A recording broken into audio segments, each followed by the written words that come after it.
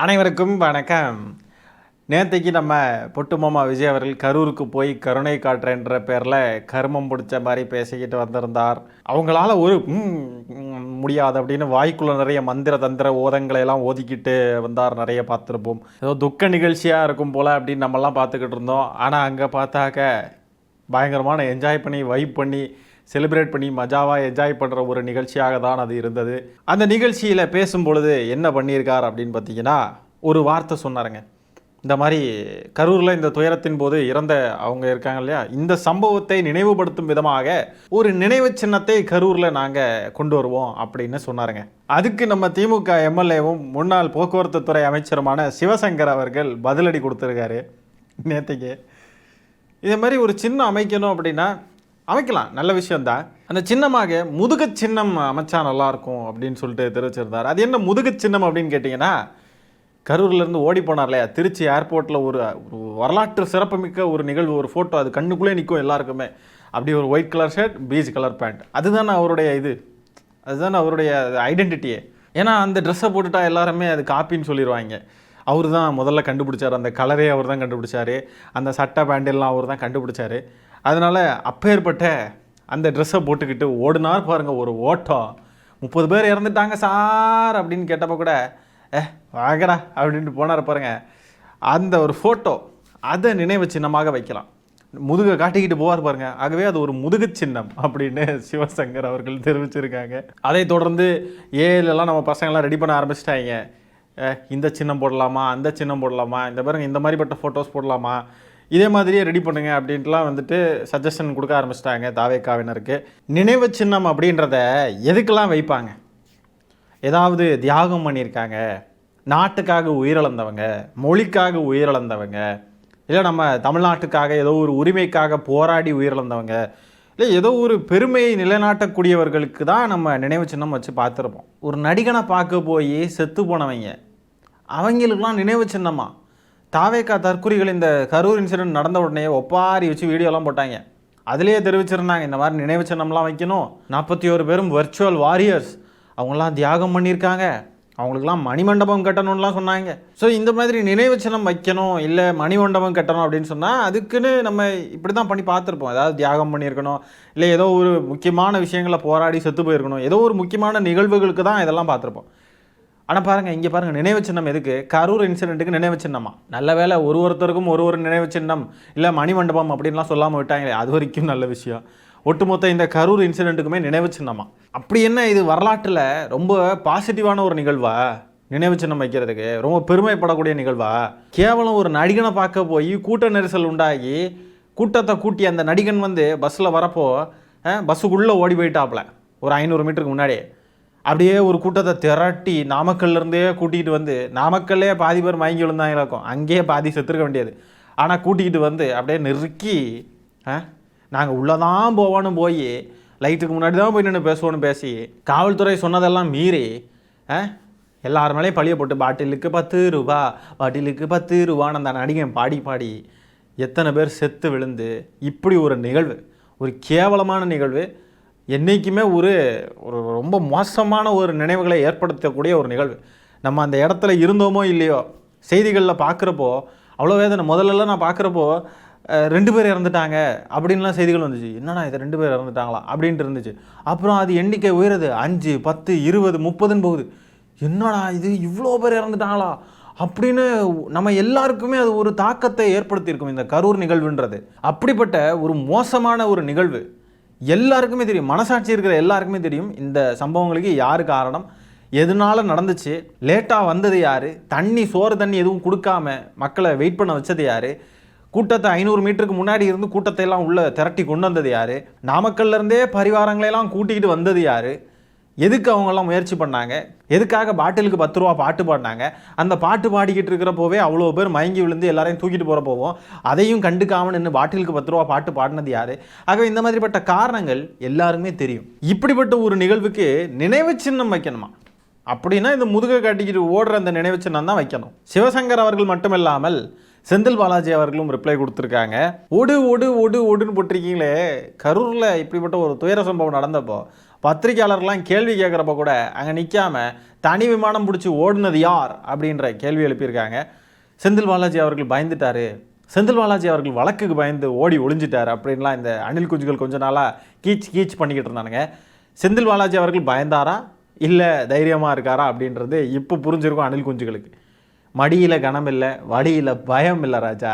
இப்போ அவர் இப்படி ஒரு கேள்வியை கேட்டிருக்காருன்றதுக்கே தற்குறிகள் அவரை பழி வாங்கணும், அவரை விடக்கூடாது அப்படின்னு ஏதாவது பண்ண முயற்சி பண்ணுவானுங்க. வேணா பாருங்களேன். ஆனால் இதுக்கெல்லாம் அஞ்சு நடுங்கி ஓடி ஒளிகிற ஆள் நம்ம திமுக காரங்க யாரும் அப்படி ஓடி ஒளிய போகிறதும் கிடையாது. செந்தில் பாலாஜி அவர்களும் ஓடி ஒளிய போகிறது கிடையாது. ஓடுன்னு சொல்கிறீங்களா? யார் ஓடுனதுன்றதும் மக்களுக்கு நல்லா தெரியும். இனிமே ஓட போகிறது யாருன்றதையும் மக்கள் பார்க்க தான் போகிறாங்க. உண்மையை சொல்லணும்னா செந்தில் பாலாஜி அவர்கள் அந்த கரூர் நிகழ்வின் போது நிறைய பேரை காப்பாற்றியிருக்காரு. உண்மை அதுதான். செந்தில் பாலாஜி மட்டும் அங்கே இல்லை அப்படின்னு சொன்னால் கண்டிப்பாக நிறைய பேர் இறந்துருப்பாங்க. கண்டிப்பாக இந்த 41ன்றது குறைஞ்சபட்சம் 60 இருக்கும்.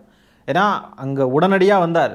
உடனே இந்த இவர் கேட்குறாரு, நம்ம சிடிஆர் நிர்மல்குமார் நேற்று கேட்குறாரு, செந்தில் பாலாஜி எப்படி அதுக்குள்ளே வந்தார், உடனே எப்படி வந்தார் அப்படின்னு சொல்லிட்டு கேள்வி கேட்குறாங்க. ரொம்ப அறிவாளிகள். திமுக அலுவலகத்தில் இருந்தார் செந்தில் பாலாஜி அவர்கள். 800 மீட்டர் இந்த சம்பவம் நடந்த இடத்துலேருந்து வெறும் 800 மீட்டர் தொலைவில் தான் திமுக அலுவலகம் இருக்குது. அங்கேருந்து இங்கே ஸ்பாட்டுக்கு வர்றதுக்கு என்ன ஃப்ளைட்டு பிடிச்சி பல மணி நேரம் ட்ராவல் பண்ணியாக வரணும், இல்லை ட்ரெயின் பிடிச்சி வரணுமா என்ன? நடந்து போனாலே 10 நிமிஷத்தில் போயிடலாம், அவ்வளோதான் டிஸ்டன்ஸு. எப்படி 5 நிமிஷத்தில் வந்தார்? சொல்லப்போனால் அவர் லேட்டாக வந்திருக்காரு. அவர் 5 நிமிஷம் 10 நிமிஷம் லேட்டாகி வந்திருக்காரு. 2 நிமிஷம் 3 நிமிஷத்துலேயே வந்திருக்கலாங்க, அவ்வளோ பக்கத்தில் இருக்குது. அவர் 5 நிமிஷம் ஏன் ஆக்குனார் அப்படின்னு தான் நமக்கு தோணுது. அப்போது இவங்களுக்கு பாருங்க, ஆனால் தலைகீழாக தோணுது. இவர் எப்படி அதுக்குள்ள வந்தார்? திமுக அலுவலகத்திலேருந்து வரணும்னா அது நீங்கள் மேப்லையெல்லாம் பார்த்தீங்கன்னாவே தெரியும். இந்த வேலுசாமிபுரம் ரவுண்டானாலேருந்து திமுக அலுவலகம் எவ்வளோ தூரத்தில் இருக்குன்றதை நீங்கள் செக் பண்ணி பாருங்கள், உங்களுக்கே தெரிஞ்சிடும். அவர் வந்ததுனால தான் நிறைய பேர் காப்பாற்றப்பட்டாங்க. அவர் உடனடியாக நிறைய செஞ்சார். டக்குன்னு வந்து நிறைய பேருக்கு என்னென்ன உதவிகள் பண்ணணுமோ பண உதவி முதற்கொண்டு எல்லாமே பண்ணாங்க. செந்தில் பாலாஜி அவர்கள் பண்ணார். நம்ம அந்த டைமில் நியூஸ்ல எல்லாம் பார்த்துருப்போம். அப்போ அந்த நேரத்தில் அங்கே நிற்காமல் அந்த மக்களுக்கு உதவி பண்ணாமல், பண உதவிகளோ இல்லை ஏதாவது உதவிகள் எதுவுமே பண்ணாமல் அங்கேருந்து ஓடி போனது விஜய் அவர்கள் தான்.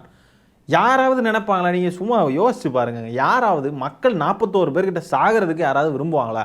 இப்படி ஒரு நிகழ்வு நடக்கணும்னு யாராவது இதை வச்சு அரசியல் பண்ணணும்னு யாராவது விரும்புவாங்களா? சீரியஸ்லி யாருமே பண்ண மாட்டாங்க. யார் நீங்கள் இருக்கிறதுலே கேடுகட்ட அயோக்கியமான ஒரு அரசியல்வாதி அப்படின்னு நீங்கள் யாரையாவது நீங்கள் நினைக்கிறீங்க, உங்கள் மனசில் ஒருத்தர் இருக்கார் அப்படின்னாலும் அப்படிப்பட்ட ஒரு அயோக்கியமான ஒரு அரசியல்வாதி கூட இப்படிலாம் நினைக்க மாட்டாங்க. நான் சத்தியமாக சொல்கிறேன், மக்கள் சாகணும்னு எந்த அரசியல்வாதியும் விரும்ப மாட்டாங்க. அப்படி ஒரு அரசியல்வாதி நினச்சாங்க அப்படின்னு சொன்னால் அவங்களுக்கு அரசியல் வாழ்க்கைன்றதே இல்லாமல் ஆயிரும். கண்டிப்பாக இல்லாமல் ஆயிரும். அந்த அளவுக்கான தாக்கம் இருக்கும். ஆனால் கண்டிப்பாக எந்த அரசியல்வாதியும் இப்படி நினைக்க மாட்டாங்க. அரசியல் வாழ்க்கை இல்லாமல் ஆயிரும்னு நான் சொல்கிறது வெறும் வந்து தேர்தலில் தோக்கிறது ஜெயிக்கிறதெல்லாம் கிடையாது. மக்கள் முற்றிலும் புறக்கணிச்சிருவாங்க. அது ஈஸியாக மக்களால் ஐடென்டிஃபை பண்ண முடியும். மோசமான ஒரு அயோக்கியர் இந்த நபர் அப்படின்னு நீங்கள் யாரையாவது நினைக்கிறீங்கன்னா கூட சத்தியமாக சொல்கிறேன், யாருமே இப்படி மக்கள் சாகணும்னு விரும்ப மாட்டாங்க. ஏன்னா அரசியல்வாதிகளுடைய பொழைப்பே மக்கள் தான், மக்கள் போடக்கூடிய வாக்குகள் தான், மக்கள் வந்து அவங்கள அங்கீகரிக்கிறது தான். மக்கள் தான் எல்லாமே அரசியல்வாதிகளுக்கு. அப்பேற்பட்ட மக்களை சாகடிக்கணும்னு எப்படி விரும்புவாங்க? ஒரு வாக்குகளுக்காகவுமே வேலை பார்க்குறாங்க. புரியுதுங்களா? ஒரு ஓட்டு கூட வேணும், ஒரு ஓட்டு கூட மிஸ் ஆகிடக்கூடாது, ஒரு ஓட்டு நம்மளுக்கு வேணும்னு நினைக்கக்கூடிய ஒரு உயிரையும் ஒரு மக்களையும் அப்படி வந்து முக்கியமாக நினைக்கக்கூடிய அரசியல்வாதிகள் வந்துட்டு அப்படி வந்து 41 பேர் 50 பேர்னு சாகட்டும் அப்படின்லாம் யாரும் விரும்ப மாட்டாங்க. இதே தான் நம்ம திமுக தலைவர் ஸ்டாலின் அவர்களும் தெளிவாக சொன்னார். எந்த அரசியல்வாதியும் தன்னை பார்க்க வந்த தொண்டன் சாகணும்னு விரும்ப மாட்டாங்க அப்படின்னு தெளிவாக சொன்னார். புரியுதுங்களா? அரசியல்வாதின்னு இல்லை, எந்த மனுஷனுமே தன்னையை பார்க்கறதுக்கு இல்லை தன்னை நம்பி வந்த கூட்டத்தை சாகணும்னு நினைக்க மாட்டாங்க, இன்க்ளூடிங் விஜய் அவர்களும் தான். ஆனால் விஜய் அவர்கள் அவர் பண்ணினது மிகப்பெரிய தவறு. அவர் பண்ணின தவறுனால தான் இந்த இன்சிடென்ட் நடந்திருக்குன்றதை நம்ம திரும்ப சொல்லிக்கிட்டு இருக்கோம். அவர் வேணும்னு கொண்டாரு, வேணும்னு நசுக்கி கொண்டாருன்னு நம்ம சொல்லலை, அவர் கொல்லலை. ஆனால் இந்த இன்சிடெண்ட் நடந்திருக்கு. இந்த இன்சிடெண்ட் நடந்ததுக்கு முழு முதற் காரணம் விஜய் அவர்கள் மட்டுமே, வேறு யாரும் கிடையாது. காவல்துறையும் கிடையாது, வேறு யாரும் கிடையாது. காரணம் விஜய் அவர்கள்னு சொல்கிறோம். அதுக்காக அவர் தான் செஞ்சாருன்னு சொல்லலை. அப்போது அந்த பொறுப்பை விஜய் அவர்கள் இன்னைக்கு வரைக்கும் ஏற்றுக்காமல் 285 286வது நாள் இது. இப்போ கூட திமுக மேலே தான் பழிய தூக்கி போடுறார். இவர் லேட்டாக வந்தது தவறில்லை, இவர் வண்டிக்குள்ளே உள்ளே ஓடுனது தவறில்லை. என்ன செஞ்சார்? எதுக்கு உள்ளே ஓடணும்? பக்கத்தில் வந்தாச்சு, எதுக்குள்ளே ஓடணும்? ரெஃப்ரெஷ் பண்ணுறதுக்கும் போயிருந்தார் அப்படின்னு சொன்னால் கூட ஒரு 5 நிமிஷம், ஒரு 10 நிமிஷம், 3/4 மணி நேரம் கிட்ட உள்ளே இருந்திருக்கார். அப்போ அவரை வந்து தூரத்துலேருந்து பார்த்துட்டா இவ்வளோ தானே அப்படின்னு சொல்லிட்டு கிளம்ப வேண்டிய கூட்டம்லாம் கூடவே சேர்ந்து உள்ள வரைக்கும் வந்துட்டாங்க. நெருக்கி நெருக்கி நெருக்கி நெருக்கி அவ்வளோ பேருக்கும் மூச்சு திணறல் ஏற்பட்டு அவ்வளோ பேர் மயங்கி விழுந்து தண்ணி இல்லாமல் மூச்சு விட முடியாமல் இடித்து இடித்து கீழே விழுந்த குழந்தைங்களை ஏறி மிதித்து இப்படிலாம் நடந்திருக்கு. இதுக்கெல்லாம் யார் பொறுப்பு?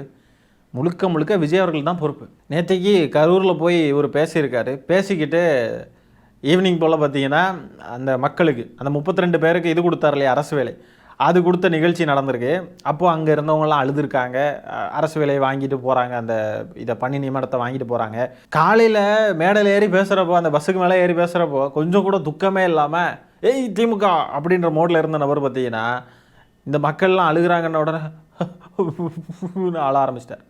இடைத்தேர்தல் நாடகம், இடைத்தேர்தலுக்காக எலெக்ஷன் ஸ்டண்ட்.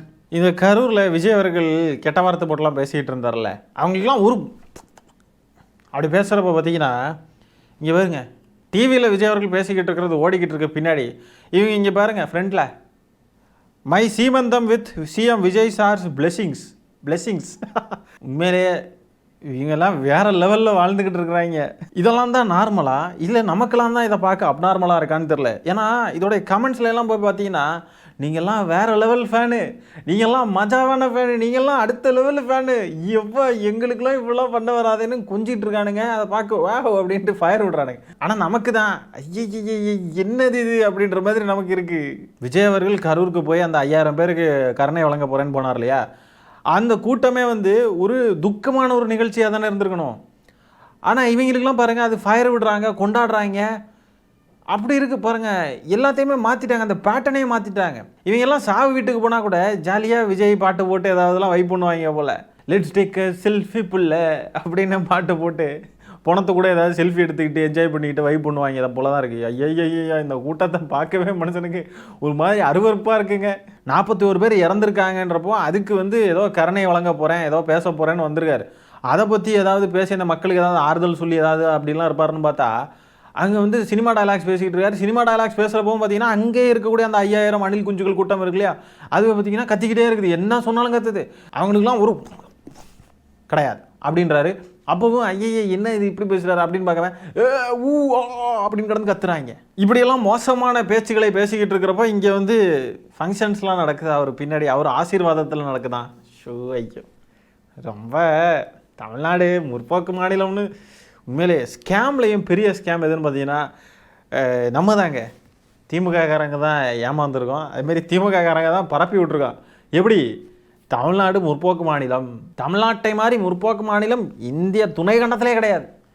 அப்படிப்பட்ட முற்போக்குவாதிகள் எங்கள் தமிழ்நாட்டு மக்கள் தெரியுமா, எவ்வளோ அறிவார்ந்த மக்கள் தெரியுமா, அறிவுன்னா அறிவு, அப்படி ஒரு அறிவு அப்படின்னு சொல்லிட்டு பேசுனதெல்லாம் முழுக்க முழுக்க ஸ்கேம்.